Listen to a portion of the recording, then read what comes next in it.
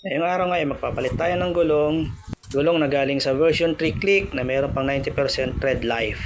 Dahil nga nasulit na yung ating gulong, kailangan natin palitan. Naplatan na nga rin tayo dyan dahil natusok tayo ng malaking bakal. Hindi na rin kinaya ng sealant kaya kailangan na ng pampasak. Pero sobrang dalawang pasak yan. Pero hindi tayo worry sa biyahe dahil meron tayong baong tools, meron tayong air pump, meron tayong tire sealer and inflator, at syempre meron tayong dalang pampasak. Ito yung ginagamit pag hindi na kaya ng tire sealant yung butas ng ating gulong. Tara, dali na natin sa vulcanizing shop. At dito nga ay ako na ang nagbaklas ng dalawang gulong. At saka ako na may in-install ang isang gulong habang ginagawa pa ni Kuya yung isa. Pagkatapos i-install ay pinahanginan na ang gulong at ready to go na tayo. Ito at okay na at magagamit na natin sa mahaba-habang biyahe. Okay, let's go!